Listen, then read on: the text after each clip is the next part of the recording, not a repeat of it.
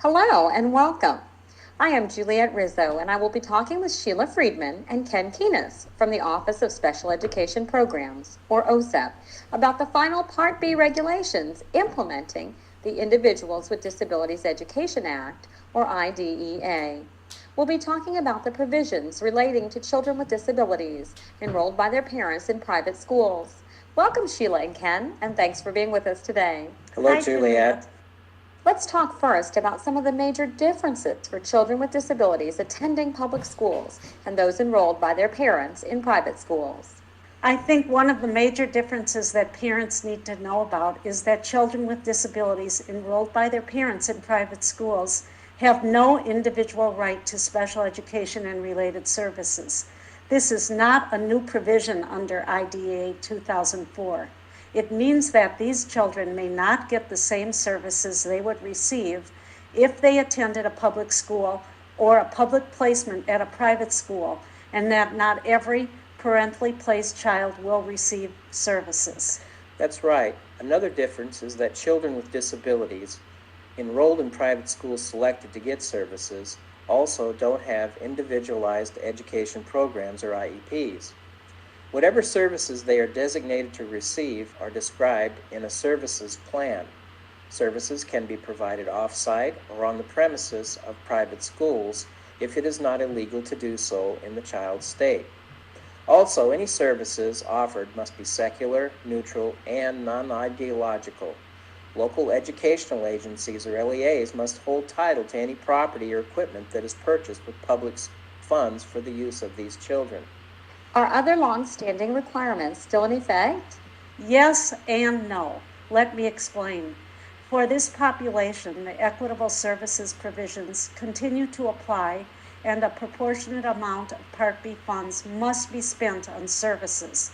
There must be a child find process and determinations regarding types and amounts of services, and locations of those services are made through a consultation process.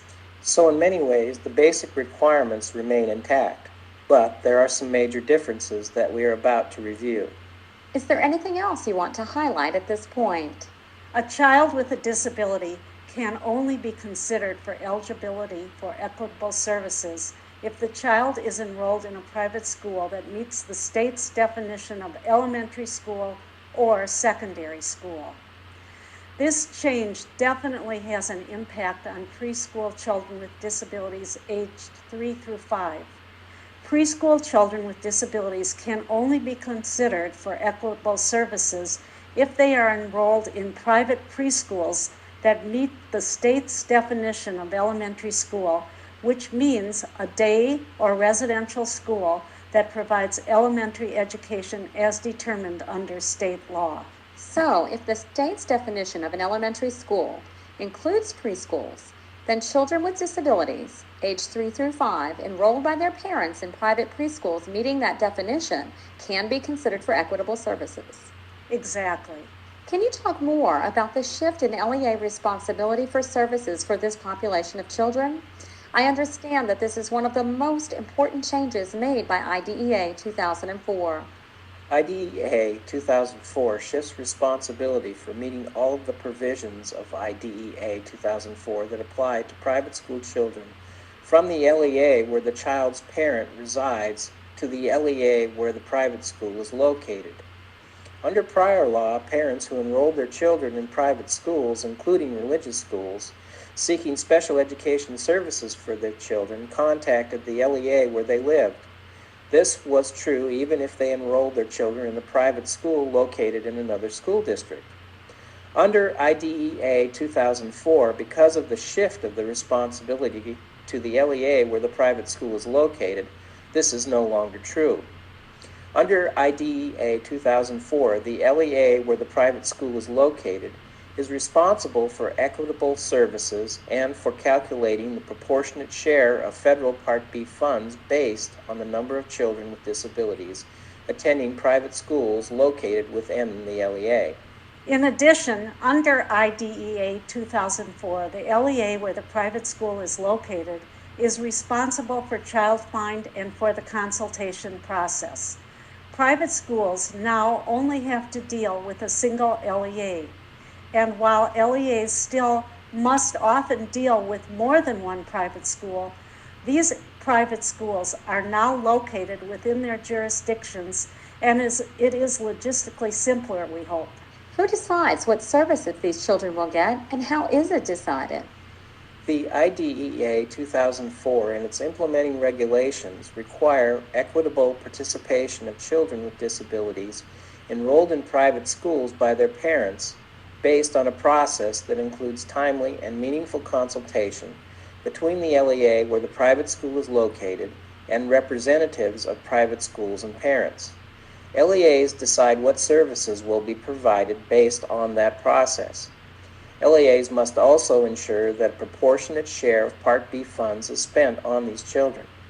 Let me stop you there for a minute, Ken.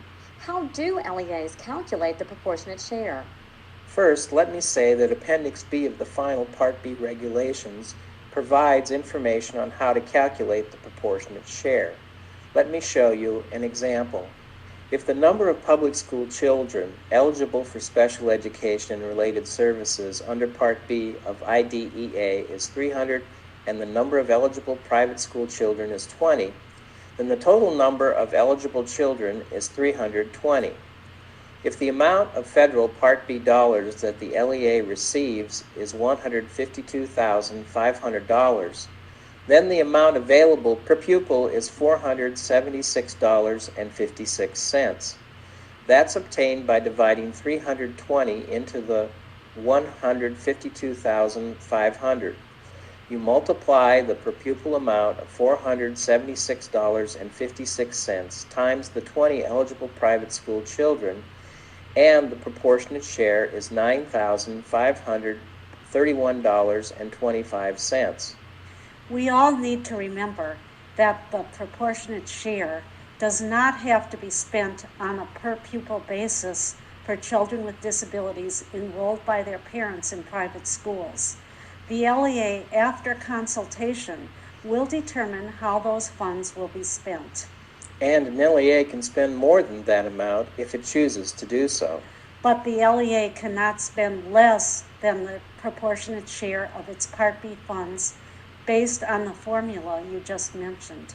So, for example, if the LEA wanted to spend the proportionate share on evaluating children in private schools who might be eligible for Part B services, could they spend it all on that? Juliet, you just raised a very important point. The cost of Child Find activities designed to locate, identify, and evaluate children with disabilities cannot be considered in the proportionate share calculation. The idea of the proportionate share is to ensure the provision of equitable services based on consideration of the needs of eligible children who have disabilities. Still, LEAs must engage in Child Find activities in the private schools to ensure that all eligible children's needs are considered in determining the types of children services offered, and it is important for all eligible children to be counted in doing the proportionate share calculation. There are also other funding considerations. State and local funds may supplement or increase, but cannot supplant or take the place of federal funds used for children with disabilities enrolled by their parents in private schools. One more clarification regarding the proportionate share. If the LEA has not spent the entire proportionate share by the end of the fiscal year, the LEA must obligate these funds for special education and related services for children with disabilities enrolled by their parents in private schools in the next year. A lot seems to ride on the consultation process you have mentioned earlier. Haven't LEAs always been required to consult with the private school representatives?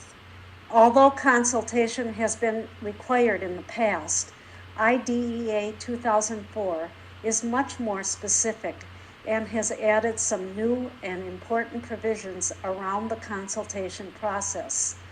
There is now language in IDEA 2004 that consultation must be timely and meaningful, and this obligation rests with the LEA where the private school is located, and in some cases with the State Educational Agency, or SEA. Also, LEAs must obtain a written affirmation from the representatives of participating private schools that timely and meaningful consultation actually took place. If the representatives do not provide the affirmation within a reasonable period of time, the LEA must forward the documentation of the consultation process to the SEA. And if a private school official is not satisfied with the consultation process, the official can file a complaint with the SEA to allege that the LEA either did not engage in consultation that was timely and meaningful, or did not give due consideration to the views of the private school official.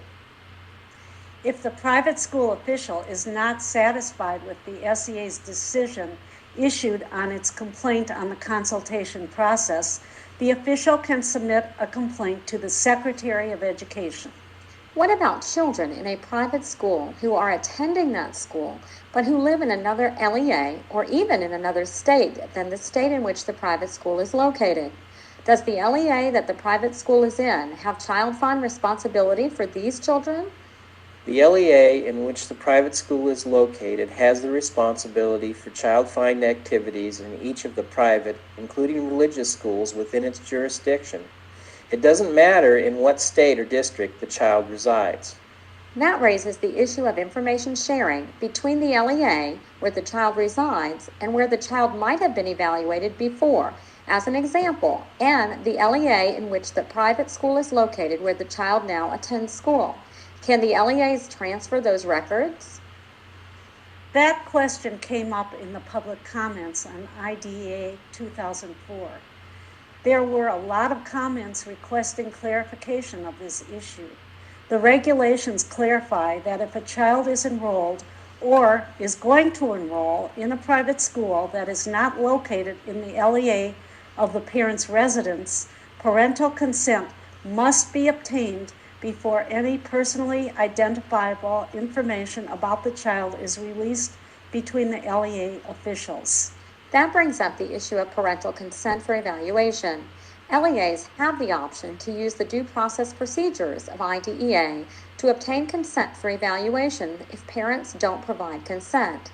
Is that true for children with disabilities in private schools as well? The regulations make it clear that if a parent who enrolls or seeks to enroll their child in a private school does not provide consent for the initial evaluation or reevaluation, or the parent fails to respond to the request to provide consent, the public agency cannot seek to force the evaluation by using its consent override procedures. That brings up another clarification in the regulations regarding due process. There were many public comments expressing concern that due process rights for children with disabilities enrolled by their parents in private schools are too limited. The comments also requested clarification as to which district a parent should file a due process request. The regulations clarified that a parent of a child enrolled by that parent in a private school has the right to file a due process complaint regarding the child find requirements in Section 300.131, including Sections 300.300 through 300.311, and that such a complaint must be filed with the LEA in which the private school is located. Also, a copy of the complaint must be forwarded to the SEA. And that makes sense when you consider that it's the LEA where the private school is located that is responsible for implementing the child find requirements. What about issues other than child find? Due process rights are limited to child find, including evaluation issues. That does not mean that a parent who enrolls their child in private school who is dissatisfied has no recourse under Part B of IDEA. If an organization or individual believes that an SEA or LEA has failed to meet any of the requirements of Sections 300.132 through 300.135 and 300.137 through 300.144, the parent can file a complaint with the SEA using the state complaint procedures found in sections 300.151 through 300.153. This includes child find. In addition, an organization or individual may file a complaint regarding the equitable services provisions, including that the LEA has refused to serve a particular child or has not implemented the services contained in a child's services plan. Our time is nearly up for today. Are there any major changes or provisions that we haven't talked about yet? I think another important issue was raised through the public comment process. Public comments asked for clarification about whether private school teachers must meet the highly qualified standards that public school teachers must meet. And the answer is? The regulations clarify that personnel providing services to children enrolled in private schools by their parents must meet the same standards as personnel in the public schools, except that private elementary and secondary school teachers who are providing equitable services to parentally placed private school children with disabilities do not have to meet the highly qualified special education teacher requirements of Section 300.18. So, if the responsible LEA contracts with private school teachers to provide equitable services to children with disabilities enrolled by their parents in private schools, those private school teachers do not have to meet the highly qualified special education teacher requirements. But if public school personnel provide equitable services to private school children on or off the premises of the private schools, those public school personnel must meet the same personnel standards as other public school personnel. Thank you for that clarification, Ken. I think we have highlighted the critical issues. Interested individuals can find more information on the IDEA website. Remember, the website is found at idea.ed.gov and includes a question and answer or Q&A document regarding children with disabilities enrolled by their parents in private schools. The current document addresses statutory requirements but will be updated as soon as possible to reflect the final Part B regulations. Thank you, Ken, and thank you, Sheila. I appreciate your being here today to talk with us about these important provisions. This video is one in a series prepared by the U.S. Department of Education, Office of Special Education Programs, to assist our stakeholders in better understanding some of the significant provisions of the final regulations implementing IDEA 2004. We hope you found it helpful, and we thank you for your attention.